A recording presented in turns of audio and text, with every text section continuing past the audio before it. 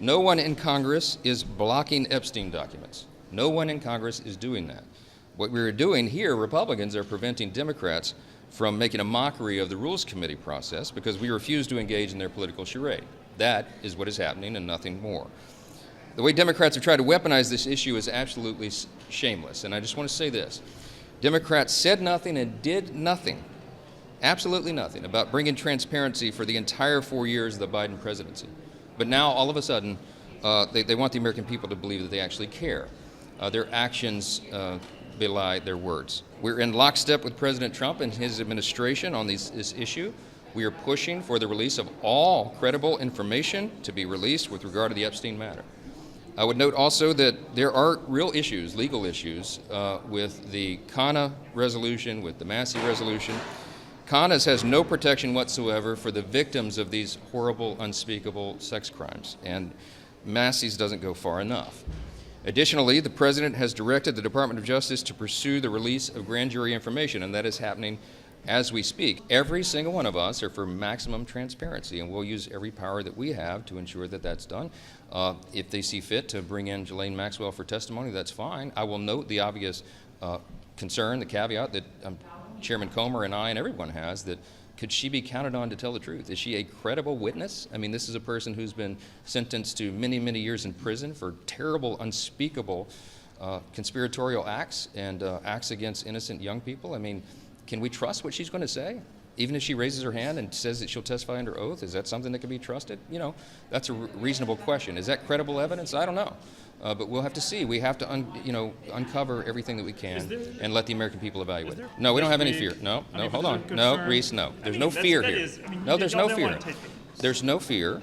We're not going to allow the Democrats to use this as a political cudgel. Remember, they had 4 years. Hold on. The Biden administration held the Epstein files for 4 years. Not a single one of these Democrats or anyone in Congress made any peep about that at all. They could have brought a discharge petition at any point in the last 4 years. They chose not to. They waited until President Trump was elected. I think that's very suspect. And I will not allow the House to be drug into political gamesmanship. There's no point in having a vote today because the administration is already doing everything within their power to release them. They've gone to the grand jury. They've requested the courts to unseal the documents so that they can be released. The President himself has said all credible evidence should be put out to the American people while protecting the innocent. That's where we stand as well. There's no point in passing a resolution to urge the administration to do something that they are already doing. And so that's why we're going to let that process play out.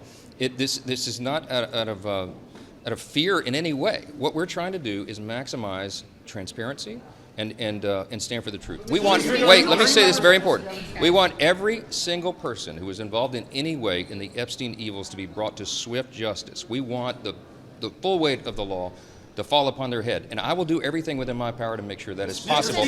That process is underway right now, and we'll see how it plays out. I'm the leader of the most important branch of government, in my view. It is Article 1. And if I see that Article 1 and our authority is being breached in any way, I'll act upon it. I'm a jealous guardian of our responsibility here, our constitutional authority, and that most important branch of government, and a government of, by, and for the people. But I will tell you this right now. When I say there's no daylight between me and the President, we talk about this privately. He's spoken about it publicly. I have as well. He's trying to achieve the same exact objective that we are, that every member of the House Republican Conference wants to achieve, and that is to let the American people decide. This information should have come out a long time ago. I've been an advocate of that. We all have. But that process is underway right now. Now, we've got to jealously guard that and protect it and make sure it's happening.